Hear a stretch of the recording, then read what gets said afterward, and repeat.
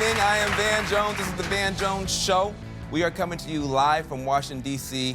at the end of a truly historic day. We saw in this city, around the world, one of the biggest marches against gun violence ever, and it was extraordinary. And it was led by a whole new generation of young activists who have just taken this country by storm. Tonight, we're going to hear from young leaders on really all sides of the gun debate.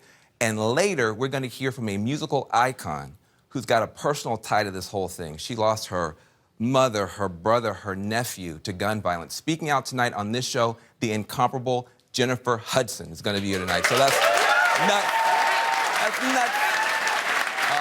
But first, let's talk. Not now.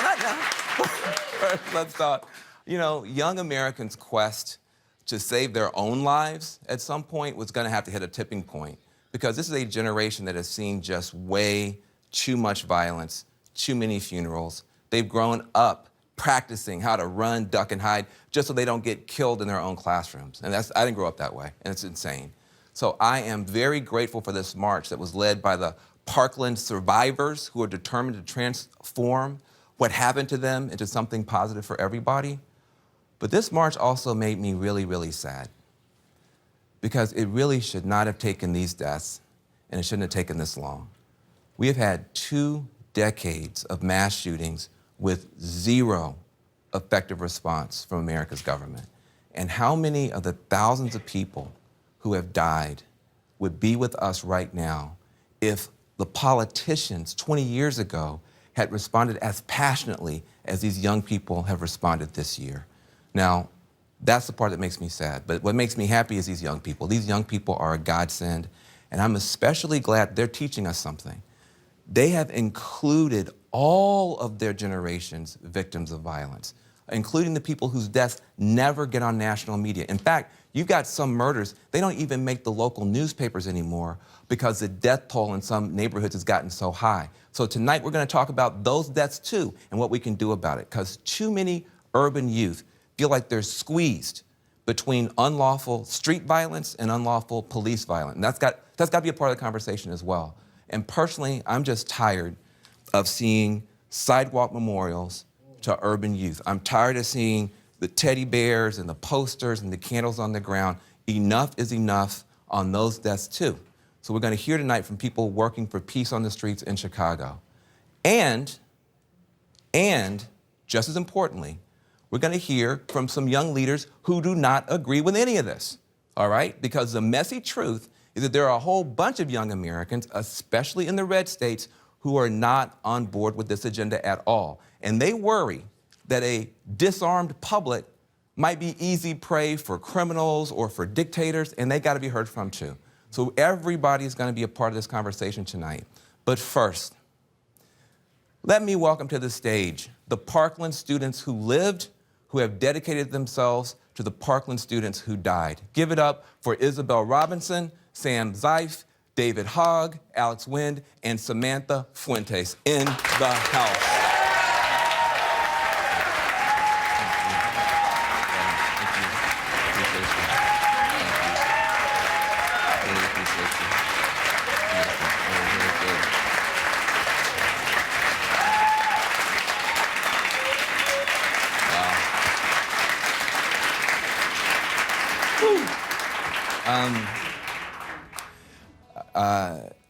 I know history when I see it. And I got a chance to watch something I never thought I'd see in my lifetime, something that was emotionally as impactful as the March on Washington. And I just want to, on behalf of a whole bunch of people, thank you one more time for your courage and for your leadership after all you've been through. Thank you very, very much.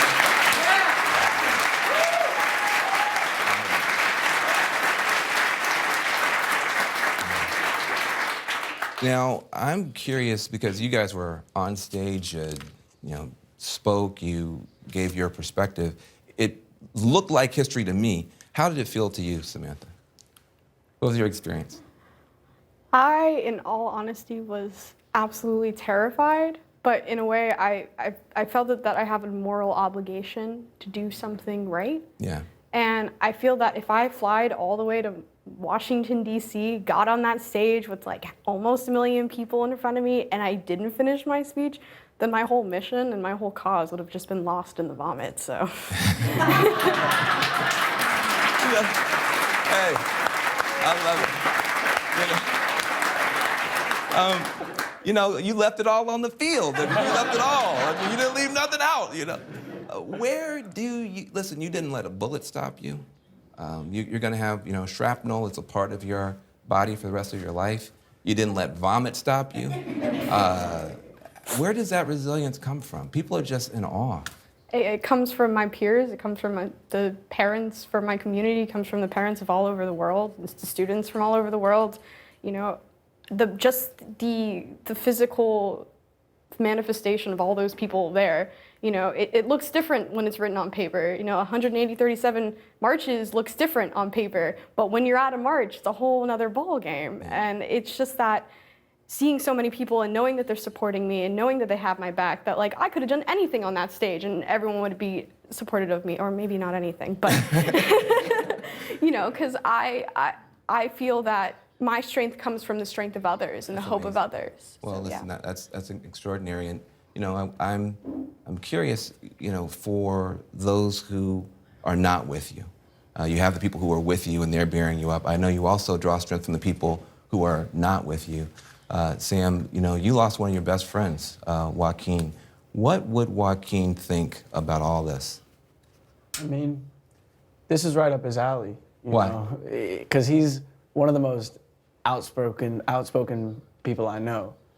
And if there's a problem, he's the simple solution type of guy. You know, if for this problem, his simple solution, people are coming into our school with guns and killing people, take the guns away. That would be his solution. That'd be a solution. What would he have liked least about all this? He would like least that we have to be here. You know, it's not you personally, but it's your generation's fault. And I agree. And it's terrible that we have to be here. And I think that that we have to be here. That's just the worst part. Well, listen, you are correct. You are teaching us every day the right way to do things. Our generation, we're very good at fighting and pointing out problems. We've not been good at solving problems. You know, Isabel, whenever you step up, though, to try to lead a movement, you get criticism. And that's tough. What criticism do you find the most frustrating, and how are you dealing with it? I just try to think that it's funny. I like reading the YouTube comments about me being two different people. I think that's hilarious.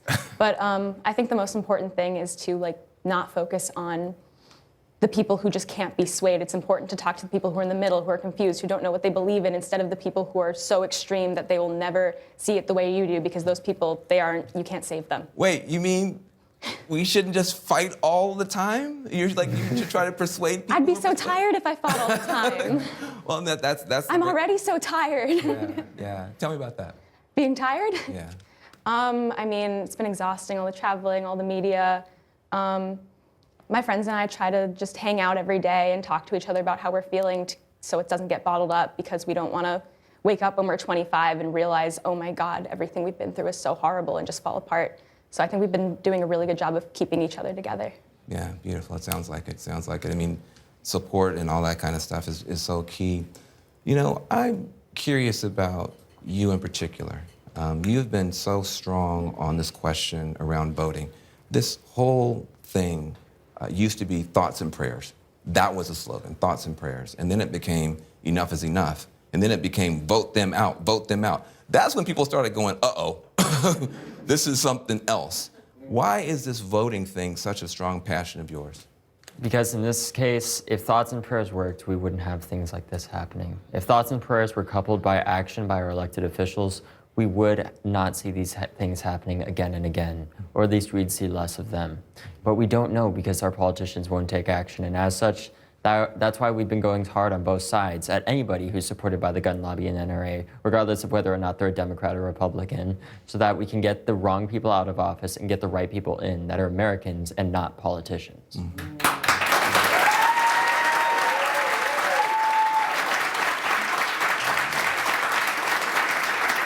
what he said. Last question on this particular set of subjects. You know, I am used to young people having a lot of complaints, a lot of energy, a lot of passion. You guys have a policy agenda. You guys actually have like bills you're trying to pass. Why not add to that some things that would make conservatives happy? For instance, there was an armed guard at a school that used his weapon in the past week or so to stop a shooter. Why aren't you calling for more armed guards at schools? Because, listen, conservatives would be with you on that. It's been proven effective even the past week. Why is your policy agenda not including stuff like that?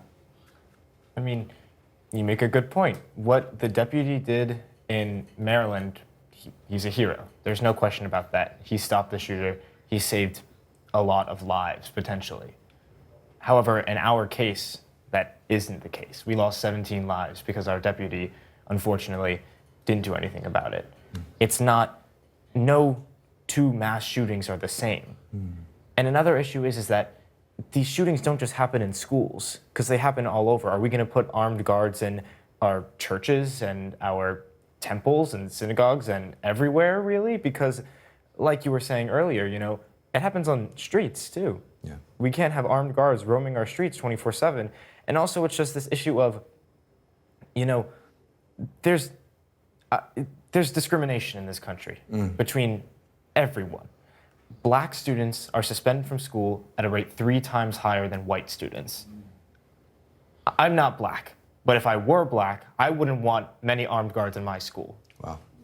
Hey, now listen, you guys are messing up everything. This is That's how we're gonna That's the job. Listen, the Parkland students we're not the only ones rallying today. To your point, there were kids there from DC, from Chicago, also fighting gun violence. We're gonna have them next. Teenagers who say they fear for their safety every single day. Also, I love to hear from viewers on this show. As we go to break, take a listen to some of the folks who marched all over the country today. We're here because change starts with us. We're marching for our lives, for our children's lives, and we are doing this so that we don't have to have another Parkland or Columbine or Newtown ever again. I'm marching for my alma mater, Columbine. I am marching for the best teacher I ever had, Mr. Sanders. I am marching because now my 6-year-old carries a bulletproof backpack to kindergarten.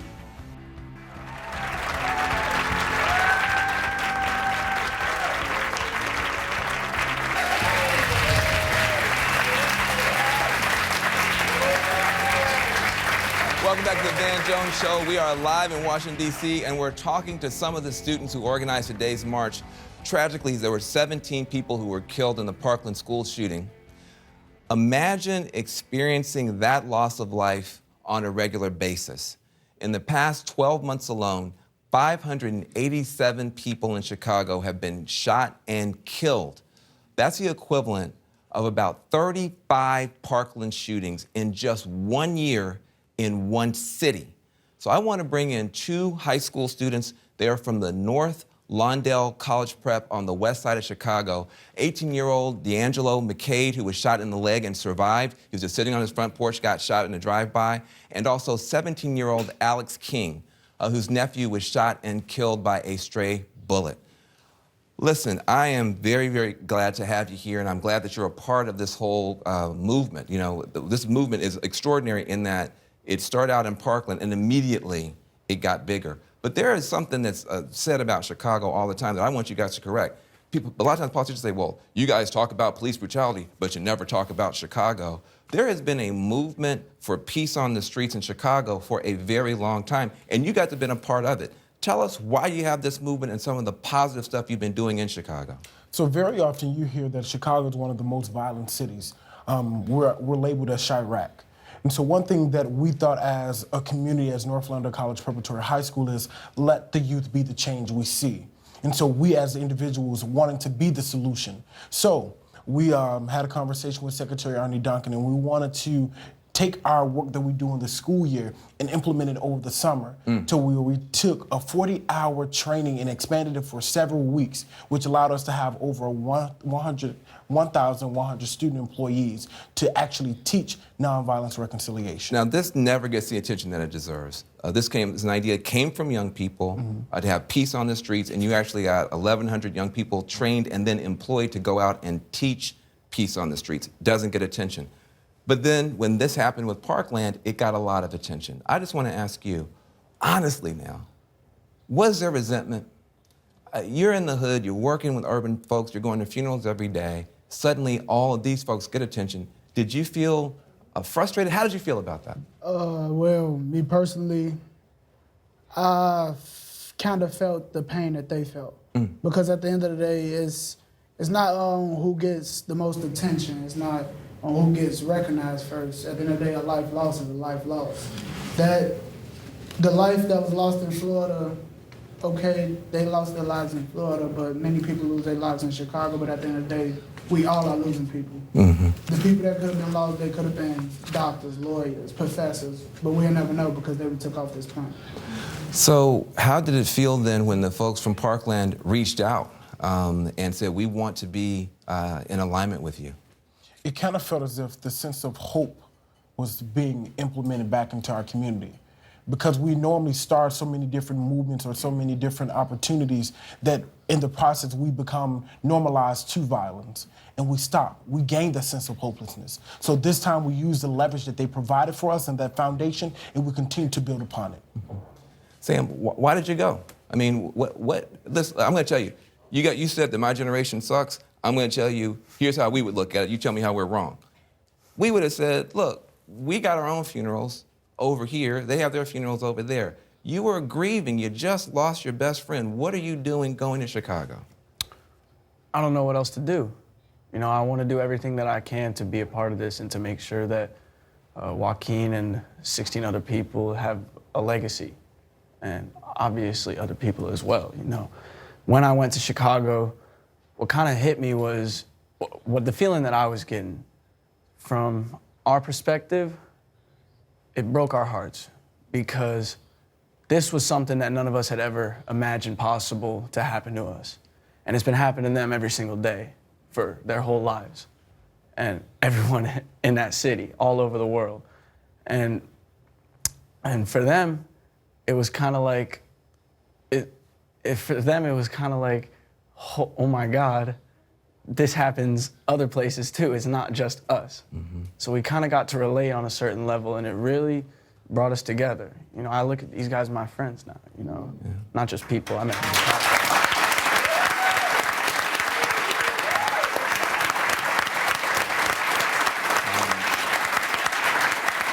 My friend too.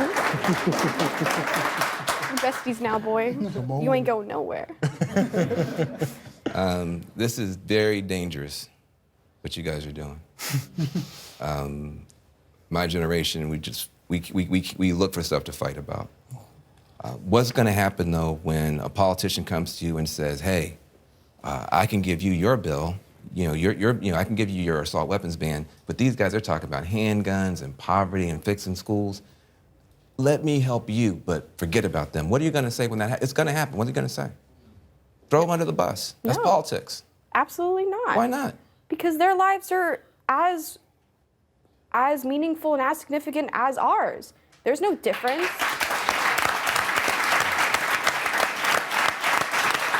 Listen, she's hopelessly naive. You certainly understand in politics, you got to throw some people under the bus, right?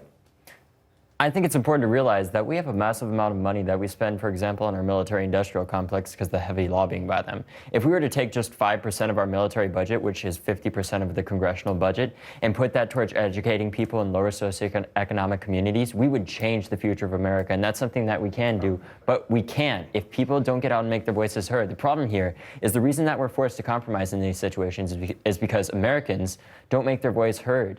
They don't make their voice heard enough, and these lobbyists do. So if we get out there and we vote the right people into office that are going to take some of the insane amount of spending that we spend on absolutely unnecessary things, and we put it towards fixing poverty and educating every single American to make America the better country that we all know it is, We can and we will, but you have to vote. Okay.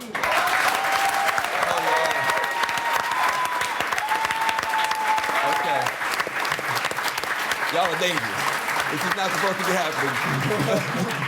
And there are people who see it very differently. As you know, there's another side to every story. And there are people out there who actually are fighting against more gun laws and against more restrictions. We're going to hear from some of them next. Also coming up, Oscar winner Jennifer Hudson is going to explain her very personal pain behind her emotional performance at today's march when we get back.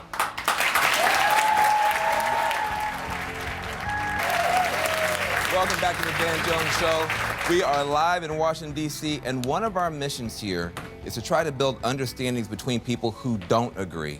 And the gun control debate is divisive, it's polarizing, and we're not going to agree on how to stop all the shootings and all the violence. But it's important that we actually listen to each other's perspective. So joining us now are two college students, two young people, same generation, and they're leading their own fight for their own rights to bear arms. So Savannah Lindquist is here, and so is Jace Lick here. Give them a big round of applause and stand up. Now, yeah, thank you. We don't have to, we can disagree without disrespecting, and especially on the Van Jones Show. Your story is so important to me. You're somebody, you grew up with guns, you had a gun permit, you got accepted to a college that was a gun-free zone, you decided to leave your gun at home, and then you were the victim of a sexual assault. So many people say guns are the problem, but from your point of view, a gun in your situation might have been a solution. From a young woman's point of view, what are we missing in this gun debate?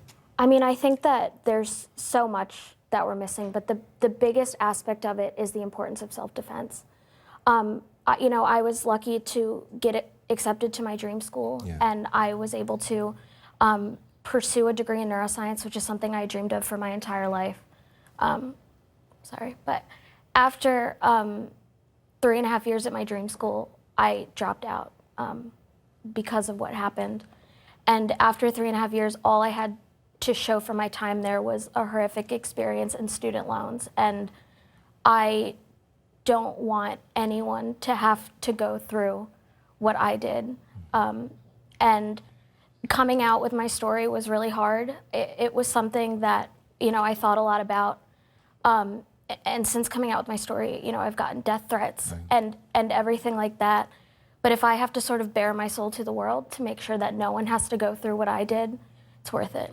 Well, listen, I appreciate your courage, and I'm so sorry for what you've been through. And nobody should be threatened for having a point of view. So thank you for being here. It means a lot to me. Thank you.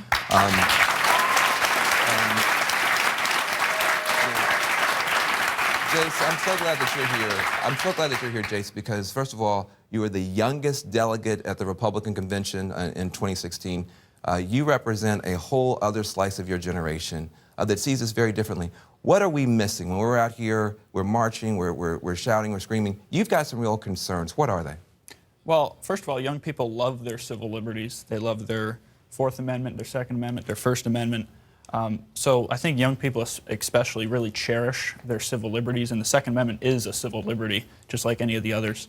And Pew Research poll actually came out and it said that millennials were actually more pro-gun than your generation, which a lot of people wouldn't really think of, but there is a significant number of young people like me and Savannah that do value our civil liberties, especially our right to self-defense. And when you hear about the shootings that we've been talking about and you hear about the street violence, how does that land with you? I mean, what do you see as a solution? Well, it's tragic. I think the thing they were talking about in Chicago was more a lack of economic development, and I think certainly the young men over there are doing a perfect job of what they need to do. Well, let me ask you a question. One of the things, we're all here together, they actually have real proposals, policy proposals, and I want to show them to you and see what you guys think about them. Is any of this acceptable to you as young folks who are pro-Second Amendment? We'll put them up. They're saying, listen, let's ban assault weapons, let's prohibit the sale of those high-capacity magazines, let's establish universal background checks, fund the research that we are not allowed to do in the United States right now, and digitize the gun sale records. Those are 5 concrete policies. Are any of those policies acceptable to you as young folks who care passionately about the Second Amendment? Well, I think funding gun research is The research definitely is- that's something common we can ground. support. I think you shouldn't have to take a background check if you want to buy a gun. I think universal background check is a little different because that would mean if you want to hand a gun down to your son or something like that, they'd have to go through a background check. So it gets a little tricky, but I think you should have to take a background check if you want to buy a gun, and we do support funding for additional research. So there is some common ground. What for you, from your point of view, were any of those acceptable?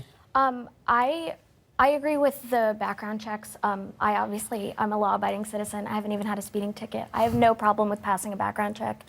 But like he mentioned, it does get a little complicated when you're talking about passing a gun from generation So to generation. there's some technicalities or whatever. Listen, you guys seem reasonable, and you guys seem reasonable. Maybe after the show we can get together, figure something out. One of the things, and I hope I don't offend you, but one of the things that seems to get in the way of reasonable agreement is the NRA. And I know you may be able to speak up for them, but I did my own research, and I want to show you what I found about the NRA. Most of us know the NRA as a super powerful gun rights lobby, but in the past, it actually supported some gun control laws. In the 1930s, the NRA publicly endorsed the nation's first federal gun control laws that banned machine guns, prohibited felons from owning firearms, and required gun owners and sellers to register with the federal government. In 1967, the NRA actually supported a ban on the open carry of loaded firearms, passed in California by then Governor Ronald Reagan. There is absolutely no reason why out on the street civilians should be carrying a loaded weapon. The ban was largely seen as a reaction to the Black Panthers, who pushed for African Americans to arm themselves against racist violence. In the late 1960s and early 1970s, things started to change. Rising crime rates, plus the high-profile assassinations going on at that time, spurred Congress to pass the most prohibitive federal gun laws in modern U.S. history. These new laws angered many of the NRA's rank and file. So in 1977, at the NRA's annual convention, members voted out the leadership and installed hardliners who radically changed the organization. The group later changed tactics, using political ads to rile up the members to take action against gun control and to put pressure on lawmakers. Get the facts at gunbanobama.com. From 1998 to 2017, the NRA spent $144 million on outside spending. And if you're wondering if this strategy is working, consider this. The last major piece of federal gun legislation that's still on the books is the Brady Act, which mandates background checks. And that was passed nearly 25 years ago. Now, I made that video. Give me some love. I'm amazing. So I put that to you because you both seem so reasonable. Are you worried that maybe the NRA is getting a black eye, maybe becoming a more of a toxic brand for your generation, or do you see it very differently? Well, I'm a proud member of the National Rifle Association. Tell us why. Well, they do great work defending our civil liberties. I know in Florida, they raised the age to 21, and the NRA is suing the state. And as someone that's 19 years old, I'm very proud to be part of an organization that fights for my civil liberties, especially to own a gun. So I am a proud member. I have been a bit critical because I don't think they do a good job as putting forward their own proposals for school safety as much as they do defeating gun bills. But I do think they are a force for good for my generation and for civil liberties. And how do you see it? You were a bigger fan of the NRA in the past than you are now. Yes. Why?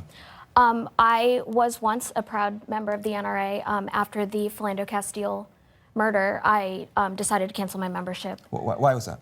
I just felt like he was the NRA. Like he should have. This is an African-American man who had a gun in his car, and he told the police he had a gun in his car, and he got shot by the police. And he was murdered.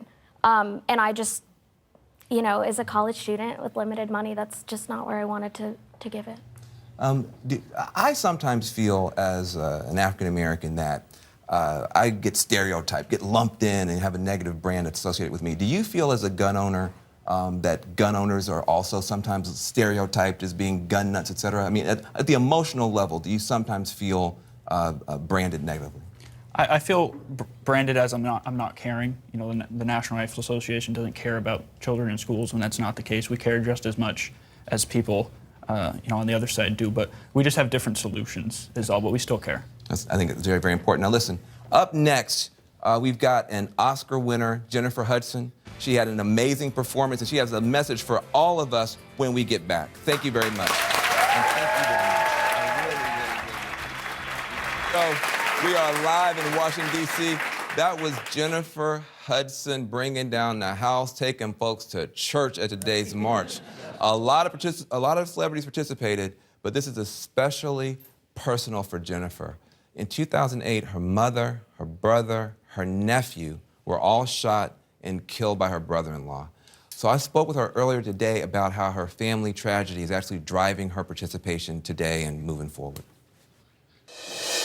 Well, I just can't tell you how happy I am to see you. And, you know, when you lost to gun violence, your mom, family members, all in one day, the whole country was grieving with you. How important is a day like today to you personally? Woo. It's a day like this is almost like reliving it over and over again. So it's obviously something extremely close to home. Yeah. For that reason, because you instantly connect. There's very few people who know what a moment like this means, Yeah. what it represents, everything that it entails, you know? So I can't help but to be affected or taken by it, if that makes any sense, you know? For people who haven't gone through it, I mean, so many people have, the mass shootings, the street violence. People who haven't gone through it, they're going to cut on TV, they're going to see hundreds of thousands of people. What do you want people to really take away from today? First of all, it is almost impossible to understand what the victims' families are going through, what they feel, or even be able to relate to a situation like this unless you've been in it in some type of way. So for people who are watching, people who, it's watching what's happening, know that it can be anybody. It can happen to anybody. It can happen to anybody. But to me, the saddest thing is no one ever reacts until it happens to them. And then it's too late. It was a mom on the television, and she was just screaming out.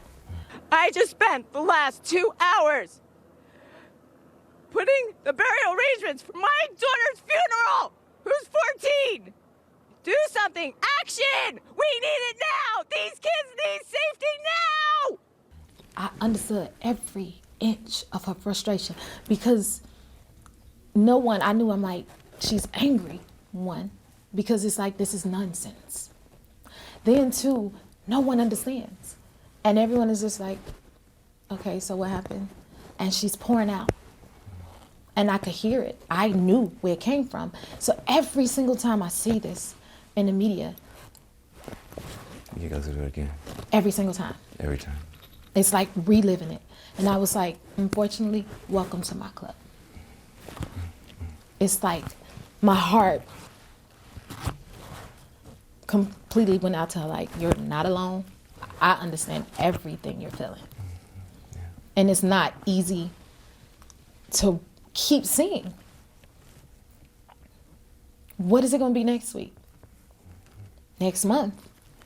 Yeah, tomorrow. Or when these children who are out here marching right now, when is their children? If your mom were here and she were able to see this outpouring, what do you think she would say or feel? What would my mama say? Well, she used to always say, honey, if you think you've seen it all, just keep on living. Keep living. Keep on living.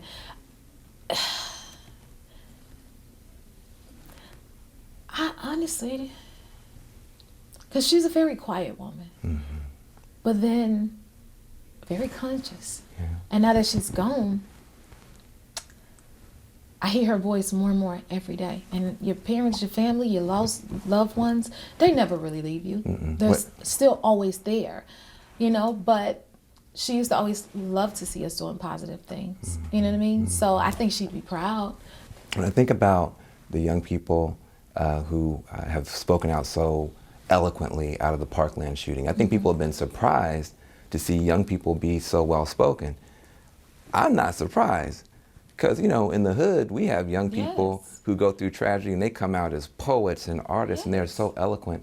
Do you think it's an opportunity now for people to listen to young people across the board? Do we miss something by underestimating our young people. Definitely. But I love so much that they're using their everything to make a difference. And they know their power to know, you know what? We're not just going to sit here. That's right. We're going to turn this around because we have the power to do that. And that is powerful. I think a lot of people, when they saw what happened with you, I mean, people were grieving. It was almost like we lost a family member because we're so close to you. And then yet you have been able to shine on, you have been able to go on, you've been able to honor their memory. Where did that strength come from in you? Well, my mother, I always go back to my mom. Yeah. My mama used to say, although she was quiet, but my mama used to say, Jenny, one of my favorite things about you is that no matter how negative things are, you always seem to find a positive. And I remember thinking in that moment, like, how am I supposed to find a positive in this? And I do find that starting organizations, communities, foundations, things to prompt change can be healing. Can be healing. And helpful. So like for myself and my sister, we started the Julian D. King Give Foundation. And I was like, what can I do that I know, even though they're not here, that I know they will be proud of? That's right.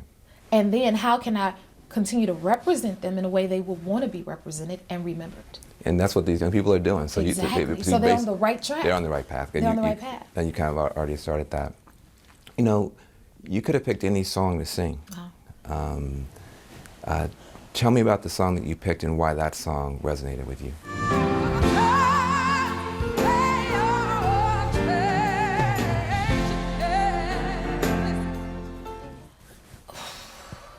The times are changing.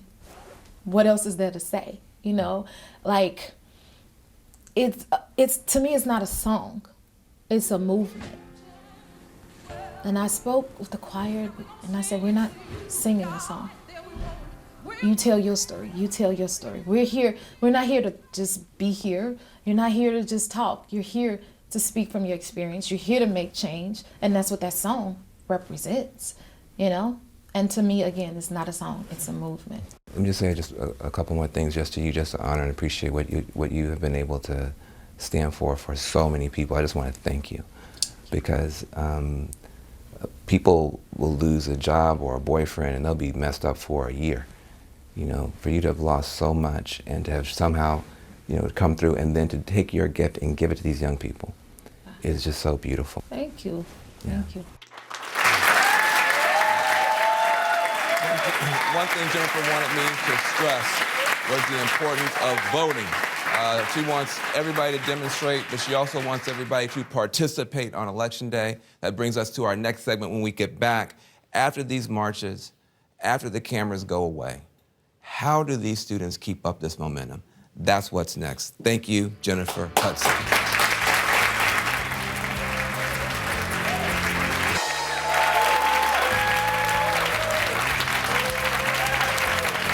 Parkland students are the newest members of the club that nobody asked to join. Nobody asked to join this club, but the survivors of mass shootings are people that we now remember with just a single word. We can say Columbine, we can say Aurora, we can say Newtown, we can say Pulse, one word. I want to acknowledge with us today, this section of our audience are all the survivors and family members and friends of the victims of those horrific tragedies. And I want to just give some voice to that. I want to talk to Nicole Hockley, whose 6-year-old son Dylan was killed in the 2012 Sandy Hook shooting in Newtown. So welcome to the Van Jones Show. Thank you. I apologize to you for your loss. I just felt when your son died that something had to happen, something had to change, but it didn't.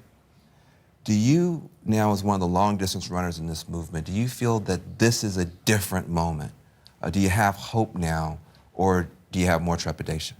Oh my gosh, I have so much hope. I've always had to have hope because this is the only way we can keep propelling ourselves forward. But what the Parkland students are doing on their own, without the adults being in the way, is creating this new energy and this new life. And the way I look at it is, if anything, that what happened at Sandy Hook, if that helped build the foundations for them to leap from, then that's what needs to happen. Sandy Hook might have been the start of this movement, but Parkland is going to be the end.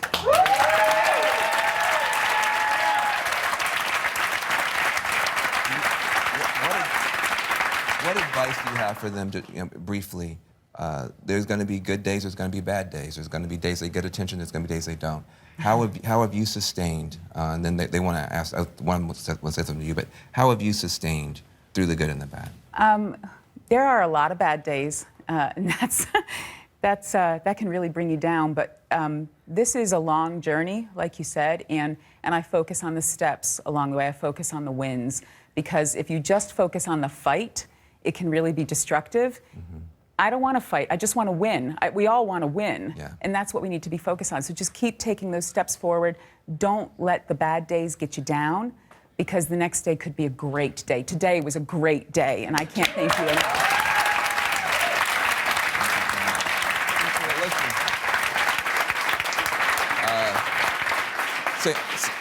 Sam, take 30 seconds and say something to your good friend from Sandy Hook. Hi, Nicole. You guys were together in the White House. That's right. When I was in the White House, I turned 18 the day after the tragedy, and Nicole asked me, "Where are your parents?" And I said, "They're not here. I just came alone." And she said, "Well, I'm gonna have to be your mom for today."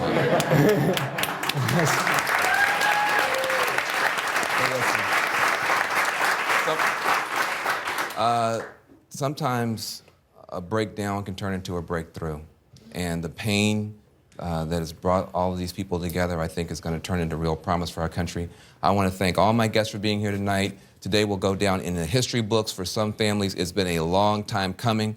That's because many elected officials in this town have been acting like children. Thank God the children are now acting like leaders. I'm Van Jones. Aaron Burnett is live right after this break. Until next time, peace and love for one another. Thank you very much.